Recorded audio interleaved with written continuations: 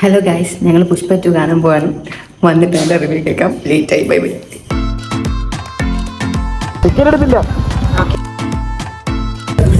Finally we reach guys.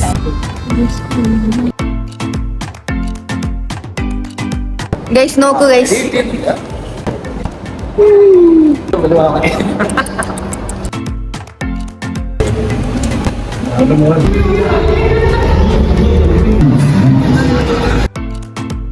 Allu അർജുനെ കാണാൻ fantasy pack.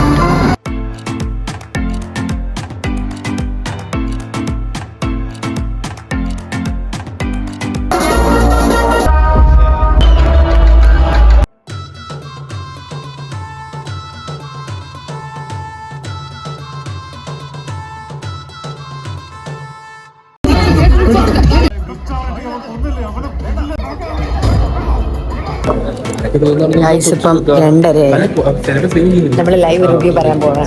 പറ ആരോമല, എങ്ങനെയുണ്ട് റിവ്യൂ? പറയാം റിവ്യൂ പറ, എങ്ങനെയുണ്ടായിരുന്നു? അത് മാത്രമേ ഉള്ളൂ പറയാൻ. പടം ഫസ്റ്റിനെ അപേക്ഷിച്ച് വളരെ മോശം. പുഷ്പ ഫസ്റ്റിനെ അപേക്ഷിച്ചാണോ? അതെ അതെ, പുഷ്പ ഫസ്റ്റിനെ ശിവയ്ക്ക് അഭിപ്രായം ഇല്ലേ? അഭിപ്രായം രേഖപ്പെടുത്തണ. കുറച്ചേ കത്തിയുള്ളൂ കേട്ടോ ഗൈസ്. പുഷ്പ ലോലനാണ് ഗൈസ്, വളരെ ലോലൻ. അല്ലു അർജുൻ ഭയങ്കരമായിട്ട് കഷ്ടപ്പെട്ട് എടുത്തൊരു പടമാണ്. എൻ്റെ ഒരു പേഴ്സണൽ റിവ്യൂ. ഭയങ്കരമായിട്ട് എനിക്ക് സങ്കടം തോന്നി അല്ലു അർജുനെ കണ്ടിട്ട്, ഭയങ്കര സ്നേഹം തോന്നി. ഹായ് ഗൈസ്, അപ്പോൾ ഫൈനലി ഞാൻ ഇന്നലെ ലേറ്റായി വീട്ടിലെത്തിയപ്പോഴത്തേനും ഇന്ന് രാവിലെ നല്ല ഫ്രഷായിട്ട് റിവ്യൂ പറയാമെന്ന് വിചാരിച്ചു. ആക്ച്വലി ഈ പറയുന്ന പ്രോബ്ലംസ് ഒക്കെ പുഷ്പയ്ക്ക് ഉണ്ടോയെന്ന് എനിക്കറിയില്ല. ഒരു നല്ല ഫിലിമാണോ എന്ന് ചോദിച്ചാൽ ഓക്കെ ഫൈൻ, കോമഡിയൊക്കെ നന്നായിട്ട് വർക്കായിട്ടുണ്ട്. പക്ഷേ എനിക്ക് തോന്നിയതെന്ന് വെച്ചാൽ അല്ലു അർജുൻ ഭയങ്കര കഷ്ടപ്പെട്ട് അഭിനയിച്ചിട്ടുണ്ട്. അങ്ങനെ കൊടുക്കാൻ തന്നെ മാക്സിമം എഫേർട്ട് ഇട്ട് കഷ്ടപ്പെട്ട് അങ്ങ് അഭിനയിക്കുകയാണ്. അതിപ്പം ഇമോഷണൽ സീനായാലും ശരി, എല്ലാം ഫൈറ്റൊക്കെ നല്ല അടിപൊളിയാണ്. പക്ഷേ ഇതൊക്കെ എന്തിനു വേണ്ടി കാണിക്കുന്നത് നമുക്കൊരു ഡൗട്ട് തോന്നും. മേ ബി നമ്മൾ മലയാളികളായതുകൊണ്ടാണോ നമുക്കത് ഡൈജസ്റ്റ് ആവാത്തതെന്ന് എനിക്കറിയില്ല. പിന്നെയെന്ന് പറഞ്ഞാൽ ഫഫ ഞാൻ അശ്രയുടെ ഒരു ഇൻ്റർവ്യൂ കണ്ടായിരുന്നു. ഫഫ നല്ലതായിട്ട് ഞെട്ടിക്കുന്നു.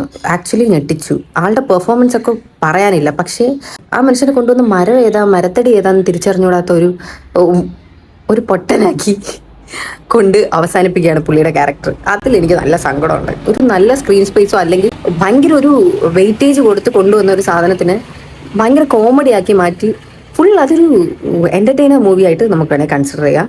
പറയേണ്ട കാര്യം, ശ്രീവല്ലി, രശ്മിക മന്ദാന, നാഷണൽ ക്രിഞ്ച്. ഞാനിപ്പോൾ ഓൺലൈൻ സോഷ്യൽ മീഡിയസിൽ കണ്ടിട്ടുണ്ട് നാഷണൽ ക്രിഞ്ച് എന്ന് പറയുന്നത്. മിക്കവാറും ആ ഒരു പേരിൽ ടൈറ്റിലിൽ രശ്മിക ഇത്തവണ ഇടം പിടിക്കും. ഓവറോൾ മൂവി നോക്കിക്കഴിഞ്ഞാൽ ഫൈറ്റ് സീൻ അടിപൊളിയാണ്. പക്ഷെ ശരിക്കും നമ്മൾ തിയേറ്ററിൽ എക്സ്പീരിയൻസ് ചെയ്യേണ്ട പടമാണ് കേട്ടോ. തിയേറ്ററിൽ നമ്മൾ ആ വൈബിലിരുന്ന് കാണണം. അപ്പോൾ ആ ഒരു സ്പോട്ടിൽ വരുന്ന റിയാക്ഷൻസ് നമുക്കറിയാൻ പറ്റും. നമ്മുടെ മാത്രമല്ല, ശരിക്കും ബാക്ക്ഗ്രൗണ്ടിൽ നിന്ന് വരുന്ന റിയാക്ഷൻസ്. ചെക്കന്മാരൊക്കെ വന്ന് ട്രോളാൻ വേണ്ടി ഇരുന്ന പോലെയാണ് തോന്നിയത്. ആ ഒരു സ്പോട്ടിലുള്ള തഗ്ഗും ഫുൾ നല്ല വൈബിലാണ് തിയേറ്ററിൽ പോയത്. ഞങ്ങൾ ആക്ച്വലി നല്ല ലേറ്റായിട്ട് പോയത്. 10:30 ഷോക്കാണ് പോയത്. ഒരു 2:30 ആയെന്ന് തോന്നുന്നു കഴിഞ്ഞപ്പോൾ.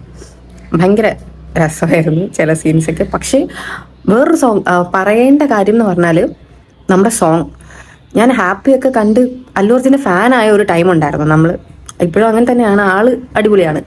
പക്ഷെ ആ ഒരു ടൈമിൽ നമ്മുടെ ഈ മലയാളം, അത് ശരിക്കും മലയാളം മൂവിയാണോ എന്ന് നമുക്ക് ഡൗട്ട് തോന്നുന്ന രീതിയിലുള്ള ലിറിക്സ്, നമ്മൾ ഈ കൈരളി TV-യിലുള്ള ലിറിക്സ് പോലെ അല്ല.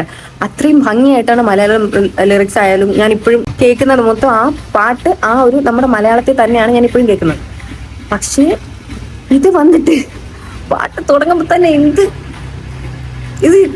അറിയില്ല. പക്ഷെ ഈ സെയിം സാധനം നമ്മൾ ജാൻവി കപൂറിൻ്റെ ഒരു മൂവി കണ്ടപ്പോഴത്തേക്കും അതിനകത്തൊരു സോങ്ങുള്ള ചുട്ടമല്ലി ചുപ്പേസ്താവേ, അതിനെ മലയാളമാക്കി നശിപ്പിച്ചില്ലേ? അതുപോലെ ഒരു അപരാധ മലയാളം കൺവേർഷനാണ് ഇതിനകത്ത് മൊത്തം. പുഷ്പ 2-നെ പറ്റി നമ്മൾ കേൾക്കുമ്പോഴത്തേനും വൈറലായ ഒരു സോങ് ഉണ്ടായിരുന്നല്ലോ, സോ സേ തേരി റബ്ബമാതിരി. ആ ഒരു സാധനം അത് നല്ല രീതിയിൽ വൈറലായതാണ്. ആ ഒരു ഹുക്ക് സ്റ്റെപ്പ് അല്ലെങ്കിൽ ആ ഒരു പോർഷൻ ഓഫ് ദ സോങ് കാണാതെ ഇത് ആ സോങ് ആണെന്ന് പോലും നമുക്ക് മനസ്സിലാവില്ല. ആ രീതിയിലാണ് ആ ഒരു മലയാളം സോങ്ങിനെ അവർ കൊണ്ടുപോയിക്കൊണ്ടിരിക്കുന്നത്. സോ അതിൻ്റെ മലയാളം വേർഷൻ ഒന്നും പറയാനില്ല കേട്ടോ.